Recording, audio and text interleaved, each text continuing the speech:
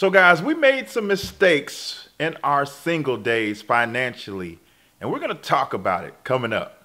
Stay tuned.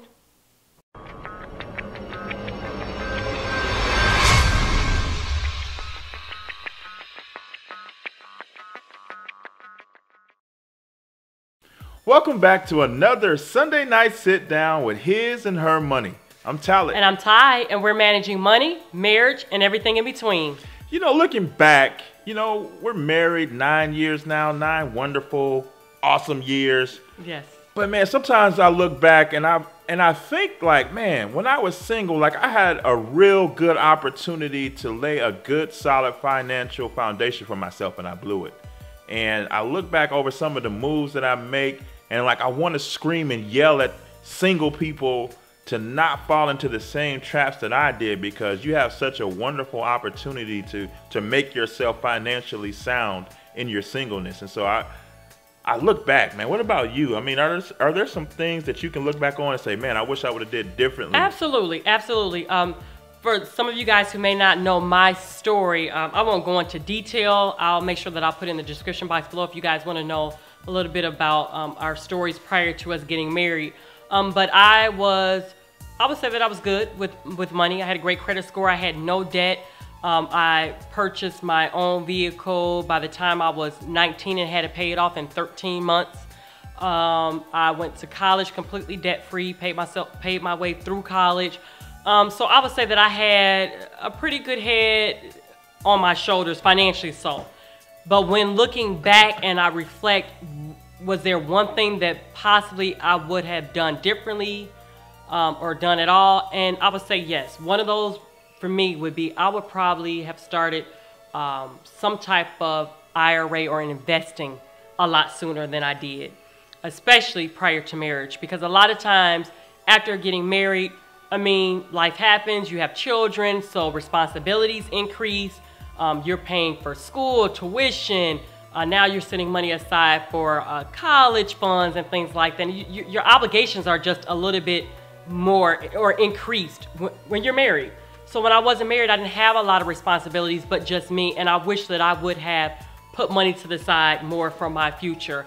I recall reading, I don't know if it was a stat or what, and I'll try to see if I can find something similar online, and I'll link it in the description box below if you guys want to read it.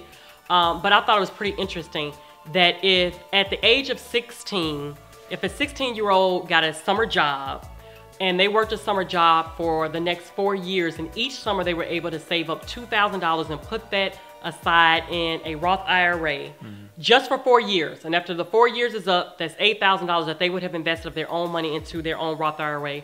By the time they are like 67 or older, by the time retirement comes, they would have made over $1.1 million. Wow. So I was like, wow. And I look back at that. I think about that when I had my job, and I was working, especially when I was working for a shoe company.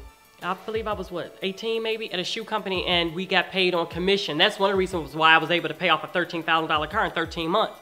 So if I was able to do that, I would have been able to save $8,000 or at least try to save at least $2,000 each year to put aside in some type of retirement account and just leave it there.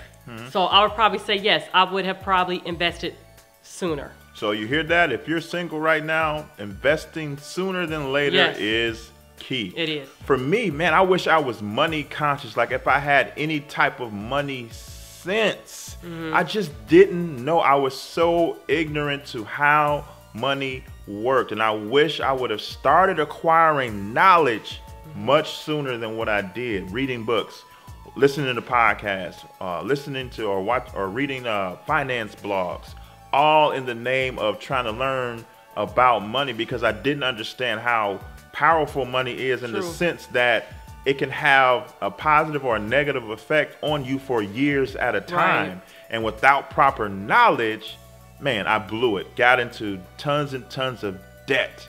And that's the next thing that I would say is avoid debt. I wish that I would have known to avoid debt, and that no debt is good. I was fortunate, to not have any student loans because of my time in the military. But I had all kind of other debt, and the worst kind, not student loans, payday loans, personal loans, car loans, credit card debt, all of that. I would have avoided all that if I would have learned about money and avoided debt. And I remember when we found out, when the financial infidelity was brought out, and we did a video on that as well too, on our channel. I remember having the thought, like, wow, how can you be in this much debt? You're not even married, you're single, you don't have any children. I knew that you had the car note, you were getting paid very well from the military, your school was paid for, your schooling was paid for, your education was paid for. And I remember thinking, what possibly could you have spent your money on? I remember having that thought. A bunch of nothing. Now that you say that. A bunch of nothing. But it was because I wasn't conscious of money and how it worked and what you should be using it on. Right. So all you people out there that are single, if you're in debt, get out of debt and then avoid getting any more debt. Start to build up a knowledge base. Start going to the library or Amazon or whatever. Get books. Listen to a podcast like ours and others. Just start to learn. Listen, money, if you don't do it right, it can hurt you for years, decades, if you do it wrong. It's that important. You need to know.